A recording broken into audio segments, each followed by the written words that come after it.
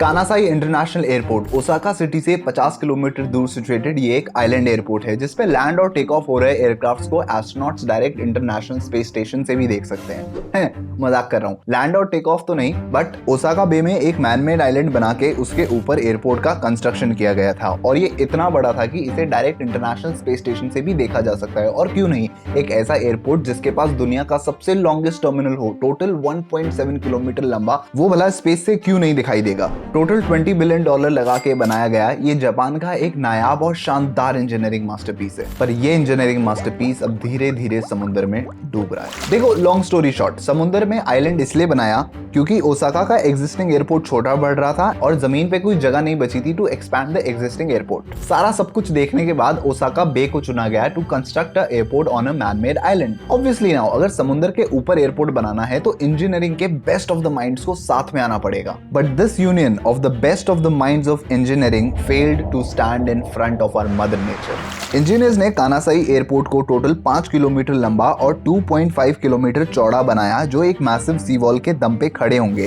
Osaka बे में गहराई total 60 feet की थी जिसे भरने के लिए जापान के पहाड़ों से 700 मिलियन क्यूबिक फीट मिट्टी को निकाल के समुद्र की गहराइयों में डाला गया। अब जापान ने इससे भी पहले काफी मैनमेड आइलैंड बनाए थे, बट इस केस में कोस्ट से 4 किलोमीटर दूर समुद्र के बॉटम पे मिट्टी काफी अलग थी, जिसके ऊपर एक सुपर स्ट्रक्चर जहां पे लगातार टनों वजनी हवाई जहाज लैंड और टेक ऑफ करने वाले थे, किसी खतरे से खाली नहीं था। इंजीनियर्स ने फिर समुद्र के बॉटम की मिट्टी के सैंपल लिए एंड टेस्टिंग एंड कैलकुलेशंस के बाद ये कंक्लूजन निकल के आया कि ये airport over it's life course total 19 feet नीचे धंस जाएगा समुद्र की मिट्टी में, जबकि कुछ एक्सपर्ट्स ने तो इसे 25 फीट नीचे धंस जाने का भी प्रेडिक्शन किया था। मजे की बात तो ये है कि प्रेडिक्शन चाहे किसी का भी हो, बट एयरपोर्ट का समुद्र के अंदर धंसना तो तय था।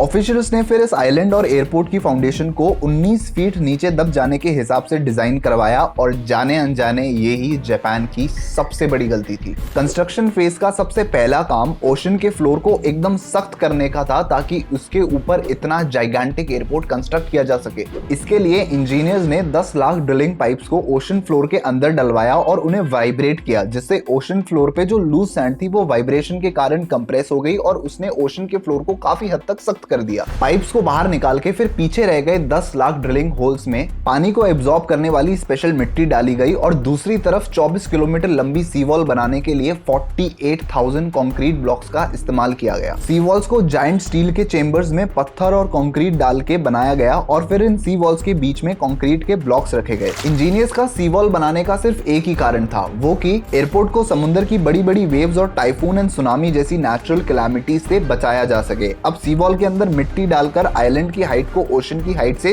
65 फीट बढ़ा दिया गया। अब आइलैंड बनने के बाद इस पे शुरू हुआ एयरपोर्ट और रनवे का कंस्ट्रक्शन और ओसाका पोर्ट से इस एयरपोर्ट तक पहुंचने के लिए साल 1990 तक ब्रिज का कंस्ट्रक्शन भी पूरा हो चुका था। अब कानासाई एयरपोर्ट का समुद्र के अंदर धंसना तो तय था, बट इंजीनियर्स को ये गलतफहमी थी कि ये एयरपोर्ट टोटल सिर्फ 19 फीट ही नीचे जाएगा, जबकि सिर्फ कंस्ट्रक्शन के दौरान ही ये एयरपोर्ट टोटल 34 फीट अंदर जा चुका था। इस आइलैंड को जो समुद्र से 65 फीट ऊपर बनाया था ये सोच के कि ये तो टोटल 19 फीट नीचे जाएगा, वो एयरपोर्ट के इनॉग्रेशन से पहले ही 34 फीट समुद्र के अंदर धंस चुका था। अब इस मशक्कत में इंजीनियर्स ने एस्टिमेट लगाया कि टोटल 50 सालों में ये आइलैंड समुद्र से 13 फीट ऊपर आके स्टेबल हो जाएगा और फिर नीचे नहीं धंसेगा। वाओ, 13 फीट की हाइट एयरपोर्ट को समुद्र की बड़ी बड़ी लहरों से बचा के रखने के लिए कम से कम मिनिमम रिक्वायरमेंट थी और यहाँ पे भी इंजीनियर्स का ये एस्टिमेट गलत साबित हुआ, क्योंकि जो मुसीबत वो लोग आज से 50 साल बाद एक्सपेक्ट कर रहे थे वो बस महज 10 सालों में ही आके उनके आगे खड़ी हो गई। एयरपोर्ट के दूसरे टर्मिनल के लॉन्च तक आइलैंड 52 फीट और धंस के सिर्फ 13 फीट की ऊंचाई तक पहुंच गया था। वाओ, और आज वो एयरपोर्ट खड़ा खड़ा दिन पे दिन अंदर जाता जा रहा है। अब इंजीनियर्स ये एस्टिमेट लगाते हैं कि साल 2056 तक ये 13 फीट भी अंदर धंस जाएगा और कानासाई इंटरनेशनल एयरपोर्ट एकदम लेवल टू लेवल समुद्र के लेवल तक पहुंच जाएगा। इस चीज से बचने के लिए समुद्र के आसपास जो 24 किलोमीटर लंबी सी वॉल है उसको हर थोड़े टाइम में ऊंचा किया जाता है, जिसमें अभी तक टोटल $150 मिलियन खर्च हो चुके हैं। मगर कानासाई एयरपोर्ट को बचाने के लिए सिर्फ उसकी सी वॉल को ही ऊंचा नहीं किया जा रहा है। एयरपोर्ट की फाउंडेशन में हाइड्रोलिक जैक्स लगाए हैं जिनको हर दूसरे साल ऊपर किया जाता है। हर 2 सालों के बाद पूरी एयरपोर्ट की फाउंडेशन को टोटल 1.5 इंच मतलब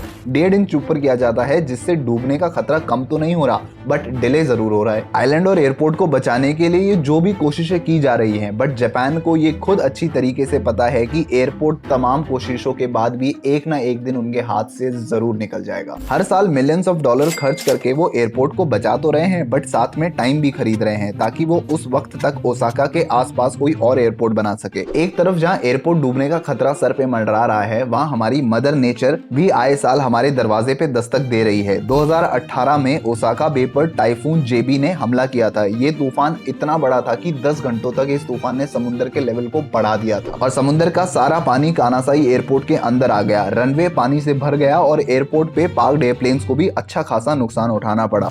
आज कानासाई एयरपोर्ट भले ही धीरे धीरे समुद्र के अंदर समा रहा है बट जापानीज इसे अपनी हार नहीं बल्कि जीत समझते हैं, क्योंकि उन्होंने वो करने की हिम्मत दिखाई है जो आज तक किसी नेशन ने नहीं दिखाई। और अगर आपको इस वीडियो से कुछ भी वैल्यूएबल सीखने को मिला हो then do hit the like button ताकि ये वीडियो और लोगों तक पहुंच पाए। And for more such insightful videos on various topics subscribe to the learn channel. I shall see you in the next one.